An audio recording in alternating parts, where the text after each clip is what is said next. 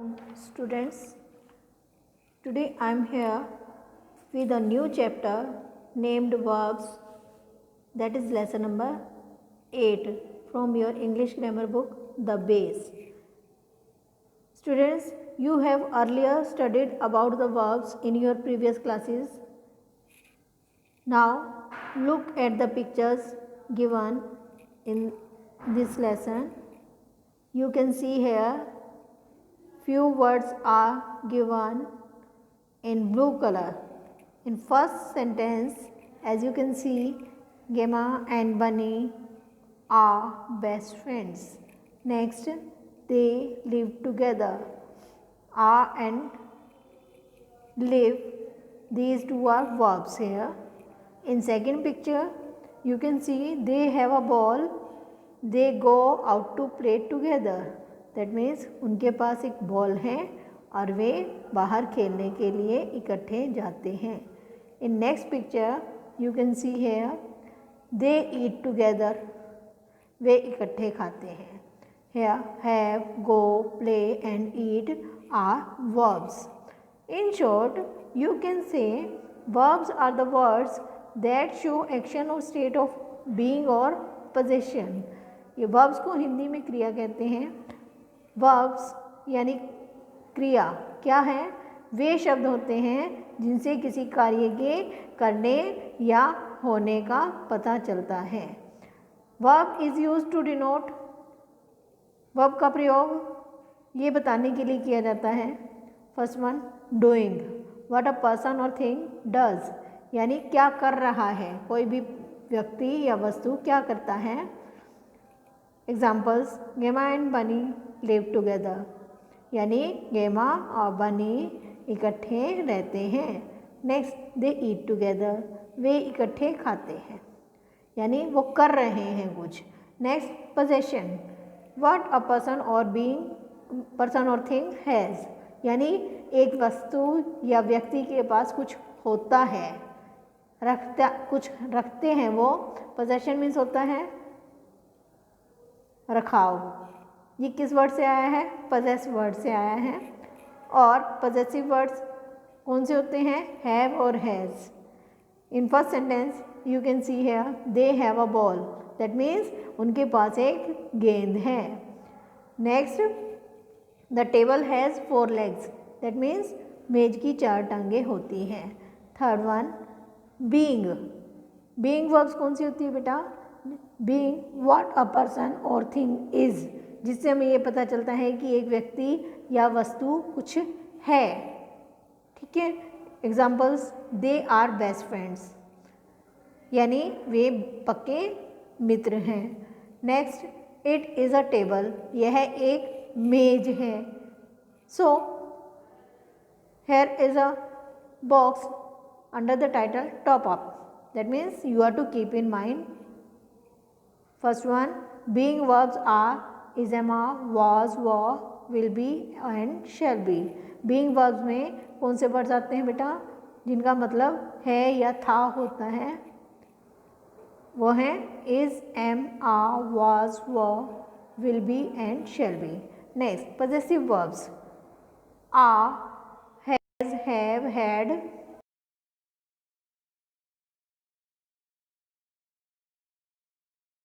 आपके कौन से शब्द आते हैं जिनका मतलब होता है रखना या होना? Has, have, had, will have and shall have. Okay. Now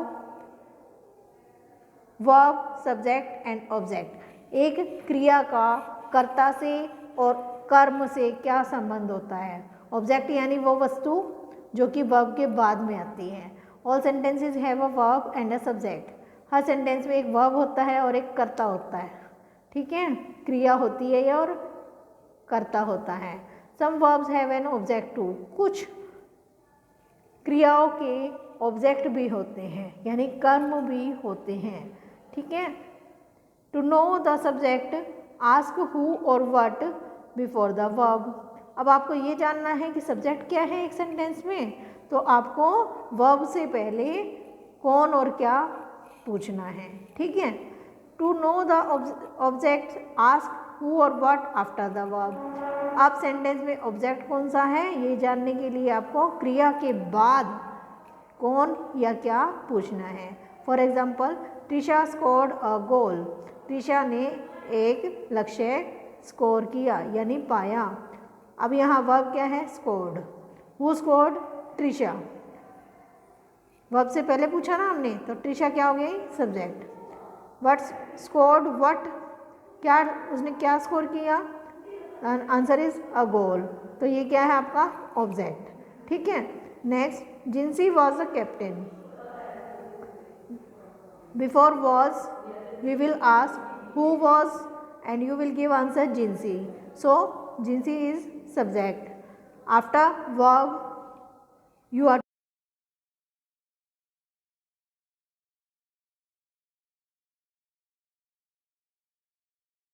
okay.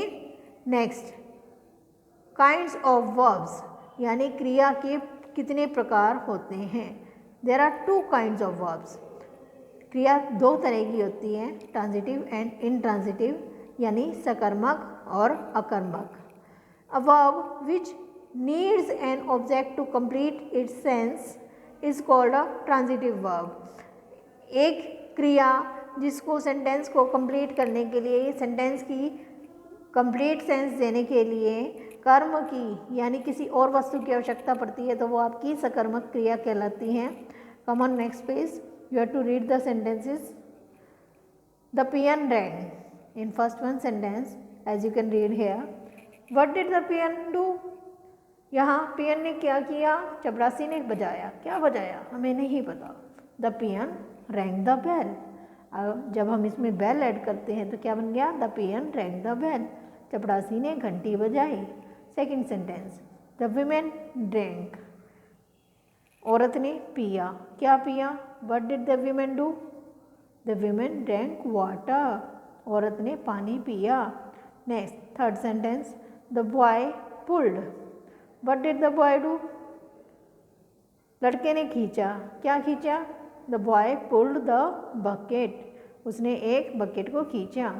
Now you can read here in sentences 1, 2 and 3, the colored verbs do not make complete sense.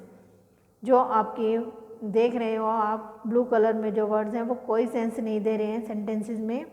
We need to add something, the bell, the water and the bucket. हमें कुछ add करना पड़ा है, जैसे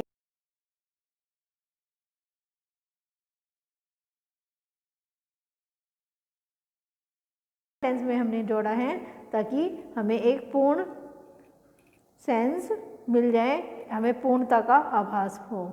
the words bell, water and bucket are the objects of the verb rang, drank and pulled.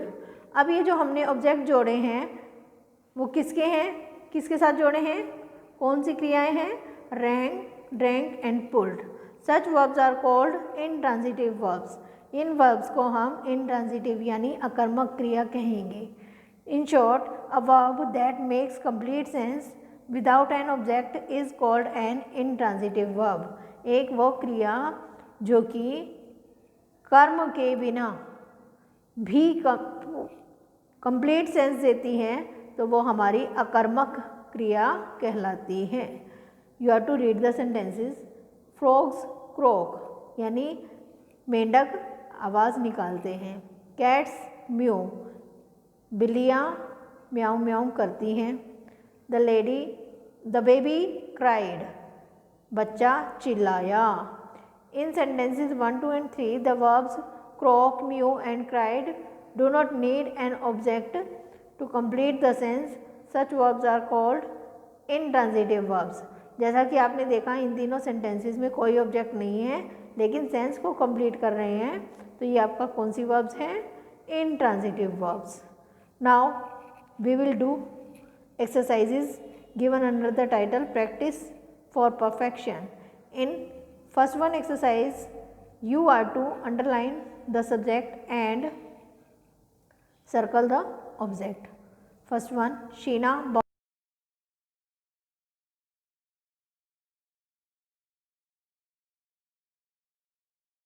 the object or new cycle. Next, Ruhi has a new doll. Has is a possessive verb and Ruhi is subject, so underline Ruhi and do circle over a new doll. Third, Palak eats an apple every day. Palak is subject, so underline it. After verb, you can see an apple every day, it is an object. You have to circle it. Next, mother praised Rohan for his performance in the unit test. Here, mother is subject and Rohan for his performance in the unit test, that is object. Next, fifth, they have a pet dog in their house. You have to underline the word they and do circle over a pet dog in their house, that is an object. Okay. Now come on B exercise. You have to tick the right verbs from the brackets and complete the following sentences. First one, ships sail or fly on the water. यानी जहाज पानी में तैरते हैं या उड़ते हैं. Correct answer is sail. So put tick mark in this circle.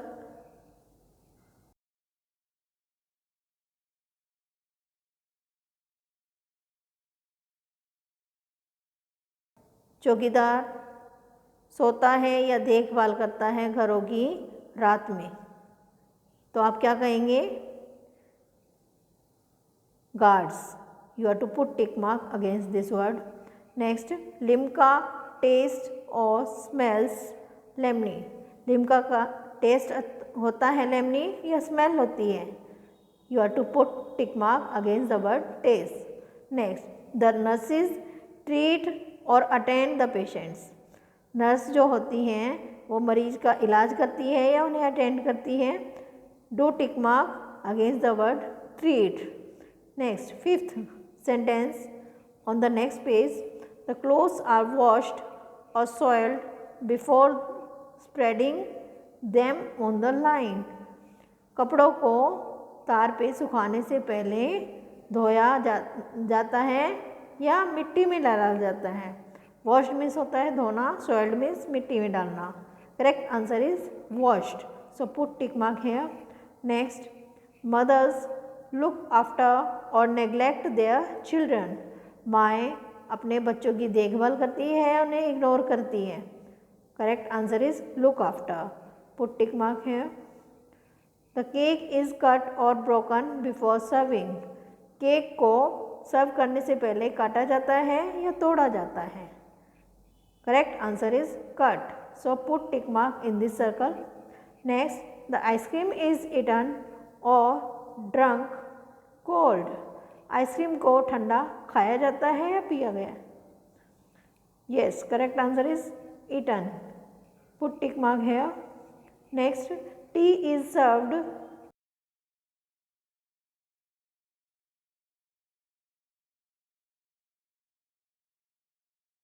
Answer is served. Put tick mark. Next, the teacher teaches or plays in the class. अध्यापक क्लास में पढ़ाता है या खेलता है? Correct answer is teaches. I think you have got this exercise. Now come on C exercise. You have to match the nouns with suitable verbs. यहाँ आपको एक कॉलम में nouns दिए हैं, दूसरे में आपको verbs दिए हैं, उनसे आपने मैच करना है. Cats. You are to put number 1 against the word mew. Next, यानी कैट्स म्याऊ म्याऊ की आवाज़ करती है. Dogs second number. डॉग्स क्या करते हैं बेटा? बार्क करते हैं. Put number 2 against the word bark. Third, birds. Birds क्या करते हैं? Chirping. Put number 3 against the word chirp. 4, hen. Hen क्या करती हैं? कैकल्स, यानी साउंड करती हैं हल्की हल्की. Then you have to put number 4 against the word cackles. Monkeys. Monkeys do chatter. Put number 5 against the word chatter. Next 6, tigers. tigers tigers क्या करते हैं बेटा? रोर करते हैं. You are to put against the word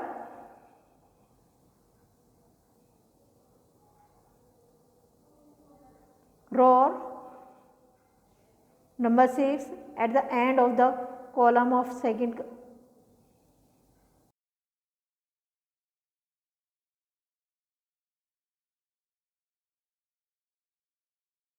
हैं.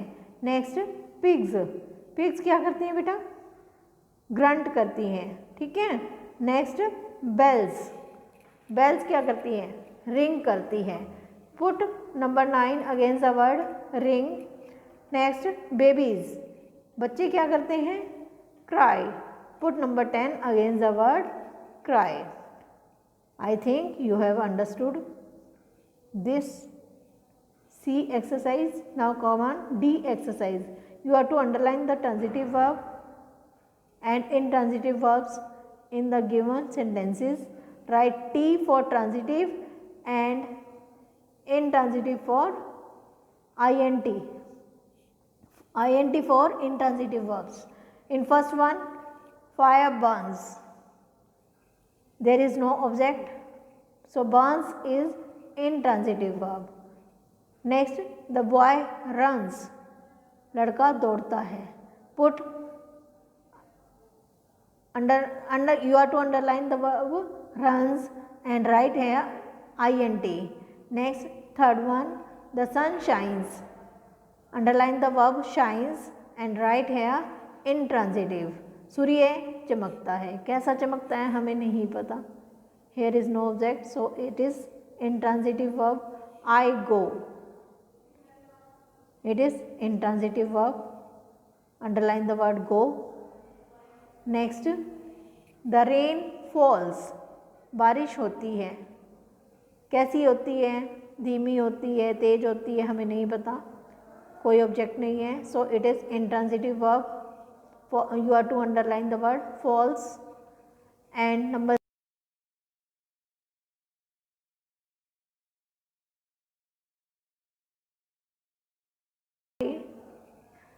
Next, girls Singh.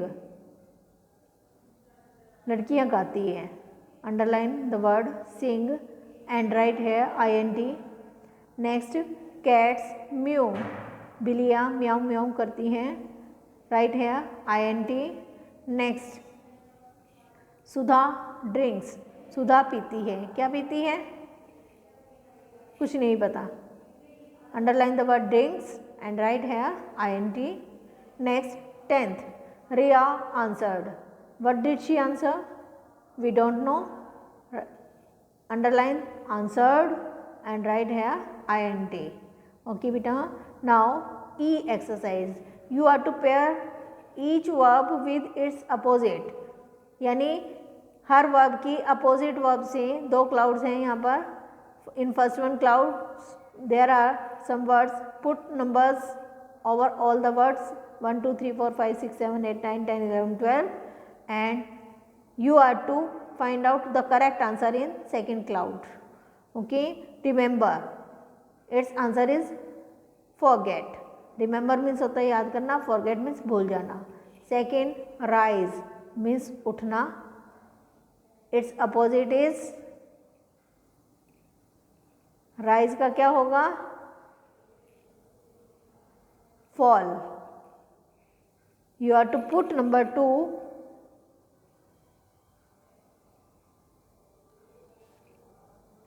on fall. Where will you put number 2 on fall? Okay बेटा. Next, push. Push का मतलब क्या होता है? धक्का देना. ठीक है. इसका अपोजिट क्या होगा? Pull. You are to put number 3 against the word pull. Next, love.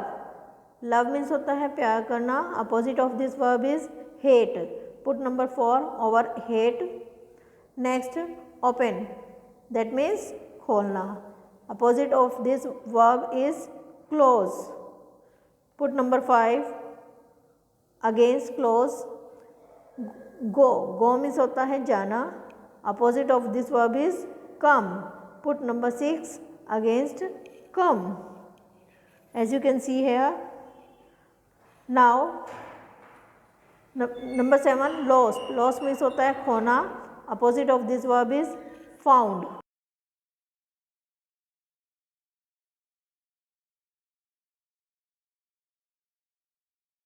8, take.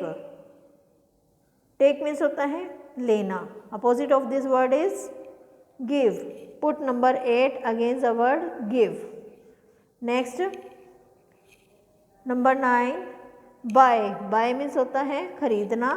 Opposite of this sell यानी बेचना. Number 10, arrive. Arrive means होता है पहुँचना. और अपोजिट क्या हो जाएगा इसका बेटा? अराइव का अपोजिट क्या होगा? डिपार्ट यानी छोड़ना या जाना. As you can see here at the last of this column, second column. Next, appear. Appear means होता है प्रकट होना. Opposite of this verb is 11. Next, frowned. Frowned means होता है शिकन आना यानी माथे पे बल पड़ना. ठीक है. Opposite of this word is smiled यानी मुस्कुराना.